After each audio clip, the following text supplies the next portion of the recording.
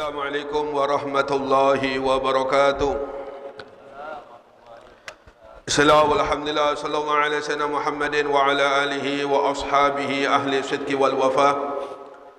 La haula wa la quwata illa billah, amma ba'd.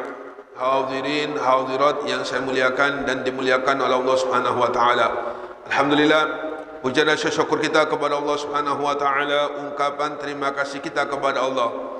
Kembali di malam hari ini kita bersama-sama dikumpulkan oleh Allah Subhanahu wa taala di tempat yang sangat dimuliakan oleh Allah. Bersama-sama kita diberikan kemampuan oleh Allah Subhanahu wa taala untuk bisa berzikir kepadanya.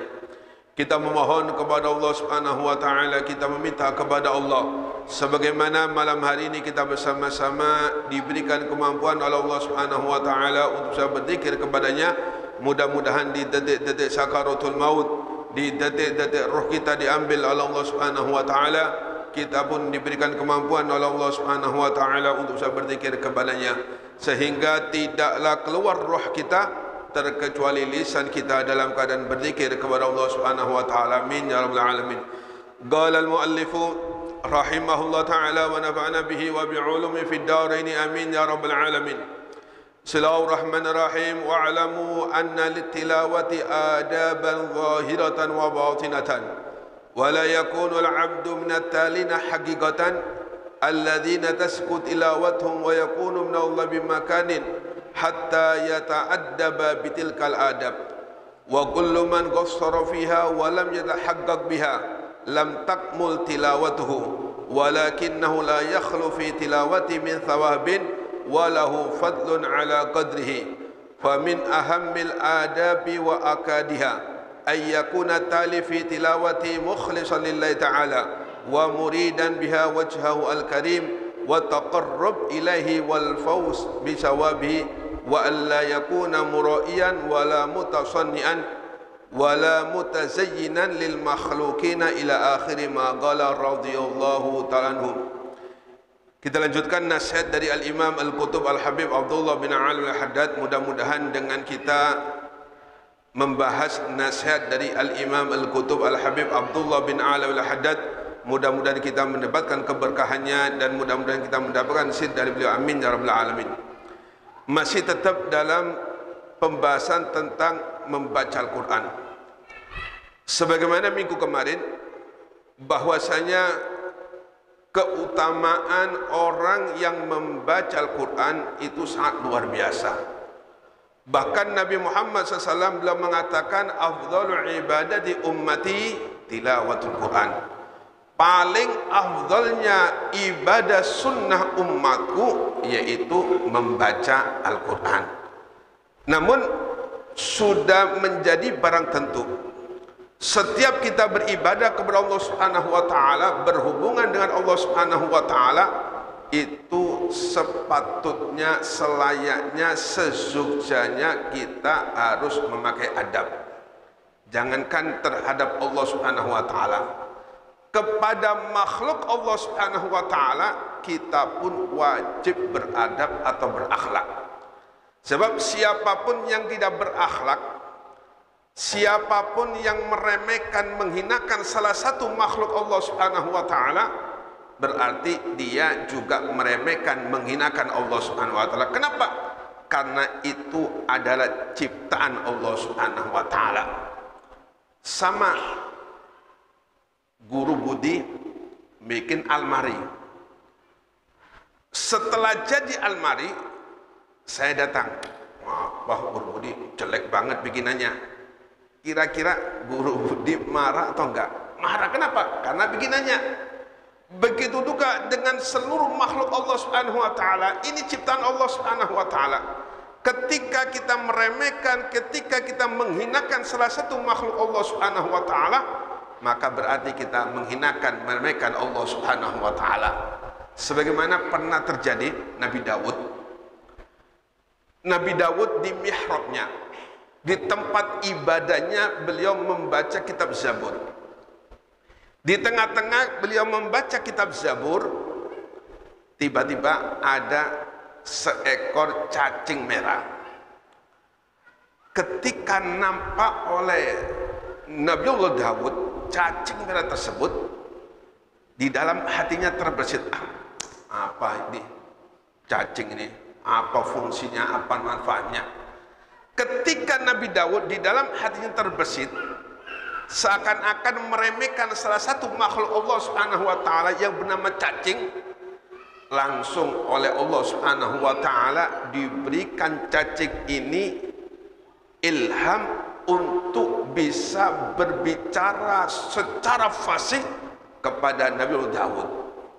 Kata cacing, "Ya Nabi Allah Daud, wahai Nabi Allah Daud, ketahuilah sesungguhnya setiap hari di waktu siang aku diberi ilham oleh Allah Subhanahu wa taala untuk berzikir la ilaha illallah sebanyak 1000 kali. Sedangkan di waktu malam wahai Nabi Daud, aku diilhami oleh Allah Subhanahu wa taala untuk bersolawat kepada Nabi Muhammad sallallahu alaihi wasallam sebanyak 1000 kali." Kemudian kata cacing, "Wahai Nabi Daud, apa yang bisa aku ambil dari dirimu?" Langsung Nabi Daud ketika mendengarkan cacing berbicara dengan begitu fasihnya, dia bertasbih, dia berzikir Allah Subhanahu wa taala setiap hari la ilaha illallah 1000 kali, bersolawat Nabi Muhammad SAW 1000 kali. Langsung di mihrabnya beliau menundukkan kepala minta ampun Allah Subhanahu wa taala, sampai diriwayatkan tetesan air matanya ini sampai tumbuh rumput-rumput, saking menyesalnya, saking kecewanya, saking merasa bersalahnya Nabi Daud kepada Allah Subhanahu wa taala.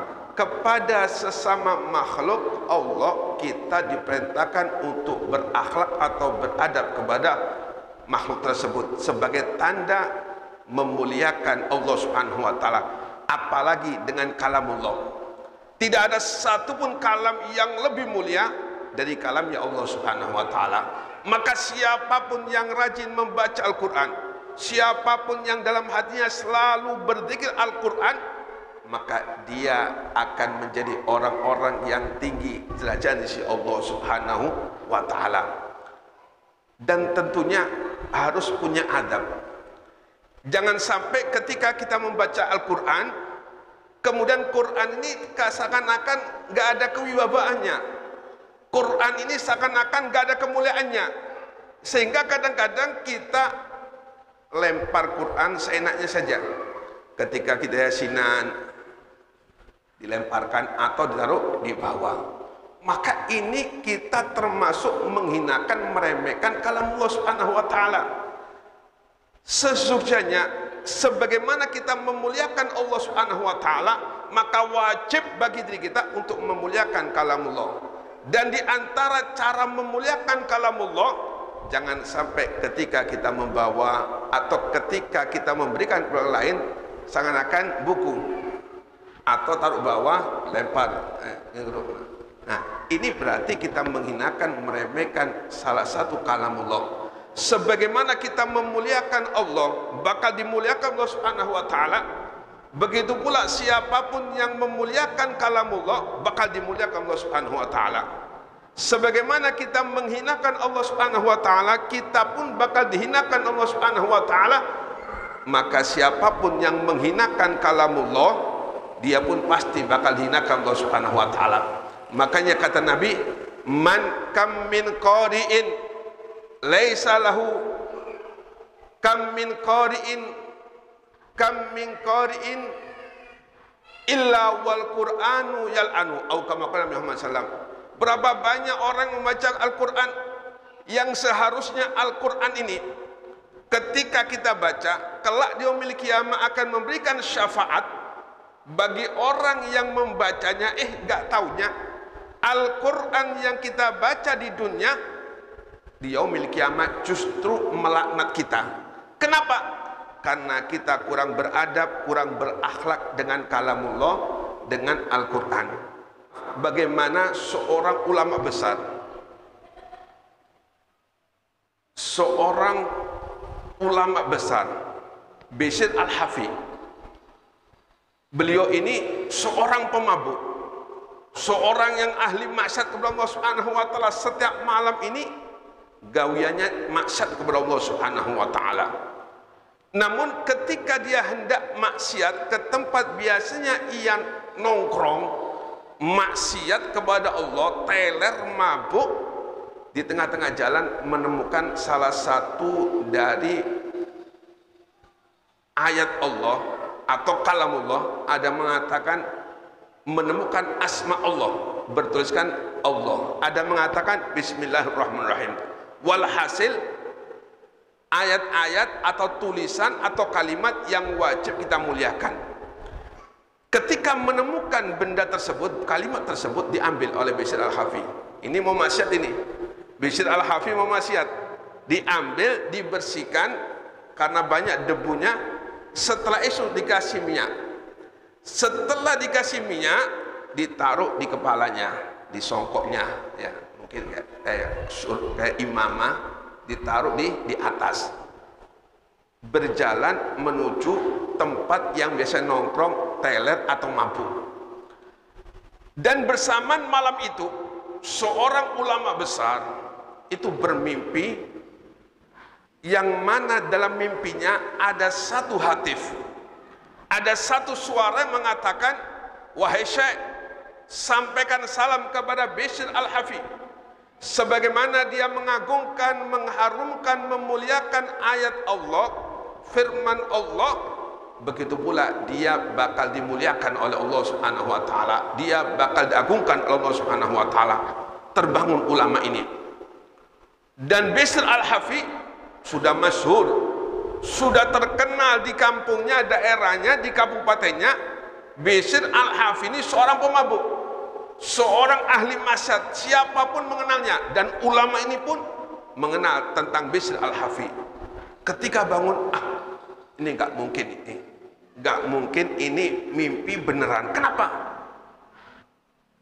Disuruhnya menyampaikan salam ke Bishr Al-Hafi, orang yang ahli maksiat, orang yang ahli mabuk. Sudah tidak digubris mimpi tersebut, beliau kembali mengambil air wudhu, tidur. Baru terpejam matanya, kembali suara itu datang kepadanya, wahai Syekh, sampaikan salam kepada Bishr Al-Hafi, sebagaimana ia memuliakan ayat Allah, mengharumkan ayat Allah, begitu pula dia akan dimuliakan, diagungkan, diharumkan oleh Allah Subhanahu wa taala. Terbangun. Kedua kalinya nggak percaya, ini nggak bakalan, ini mimpi dari ilham dari Allah Subhanahu wa taala, ini setan. Ketiga kalinya baru ulama ini sadar, ini memang betul-betul suara dari Allah Subhanahu wa taala, dan aku diperintahkan oleh suara tersebut, dan ini pasti ilham dari Allah Subhanahu wa taala untuk menyampaikan salam kepada Bishr Al-Hafi. Maka setelah berwudu, perkiraan sepertiga malam, jam 3, beliau mendatangi tempat nongkrongnya Bishr Al-Hafi. Ya. Mungkin kalau sekarang lebih terkenal karaoke. Datang ke karaoke. Ditanya penjaganya, wahai fulan, adakah Bishr Al-Hafi? Ada. Dan ulama masyhur terkenal. Kata penjaganya, wahai Syekh, apakah engkau nggak salah? Malam seperti ini engkau mencari Bishr Al-Hafi. Ada apa dengan Bishr Al-Hafi? Wahai fulan, katanya ulama ini, minta tolong sampaikan salamku kepada Bishr Al-Hafi, bahwasanya aku menunggu di luar. Sudah bergegas penjaga ini untuk memanggil Bishr Al-Hafi, kemudian dipanggil keluar. Setelah dikeluar, maka kata ulama ini, wahai Bishr Al-Hafi, ketahuilah, tidaklah aku datang ke tempat maksiat ini, tidaklah aku datang menemui engkau, kecuali ada pesan memang benar-benar dari ilham Allah Subhanahu wa taala. Terkejut Bishr. Tumben-tumben ada seorang ulama besar, seorang syekh, menemui beliau sambil akan menyampaikan salam, bahwasanya beliau ini dapat ilham dari Allah Subhanahu wa taala. Apa itu wahai Syekh? Ketahuilah, aku bermimpi mendapat suara 3 kali berturut. Yang pertama aku nggak percaya, yang kedua aku ragu-ragu, sedangkan yang ketiga aku yakin bahwasanya itu memang perintah dari Allah Subhanahu wa taala. Bishr makin penasaran. Wahai saya, apakah itu? Maka kata ulama ini, ketahuilah, aku diperintahkan untuk menyampaikan salam kepada engkau yang bunyinya, sebagaimana engkau memuliakan, mengagungkan, mengharumkan ayat Allah, begitu pula engkau akan diharumkan, diagungkan oleh Allah Subhanahu wa taala. Terkejut. Kenapa? Bishr Al-Hafid masih ingat ketika berangkat ke tempat karaoke, ketika berangkat nongkrong di tempat maksiat, Bishr mengambil salah satu ayat Allah Subhanahu wa taala, dibersihkan, kemudian diberi minyak harum, ditaruh di kepalanya. Maka ketika mendapatkan hal tersebut, salam dari ulama tersebut bahwasanya itu memang benar-benar dari ilham Allah Subhanahu wa taala, Bishr Al-Hafid langsung tersungkur, menangis sejadi-jadinya, bertobat Allah Subhanahu wa taala, meminta kepada Allah ampunan, maka pamitan kepada seluruh penghuni karaoke. Wahai saudara-saudaraku, katanya Bishr Al-Hafid, wahai teman-temanku, mulai malam ini dan malam selanjutnya engkau tidak bakal menemui aku kembali. Aku dipanggil oleh Allah Subhanahu wa taala. Aku dijemput oleh Allah Subhanahu wa taala untuk bertobat Allah Subhanahu wa taala, untuk mendekatkan diri Allah Subhanahu wa taala. Langsung malam itu juga Bishr Al-Hafid meninggalkan daerahnya, pergi ke kota Mekah. Di sana beliau beribadah kepada Allah Subhanahu wa taala, meminta ampun Allah Subhanahu wa taala, sampai Bishr Al-Hafid terkenal seorang waliullah, terkenal orang sufi, gara-gara yaitu memuliakan salah satu ayat Allah Subhanahu wa taala. Dan di antara akhlak ketika kita membaca Al-Qur'an, yaitu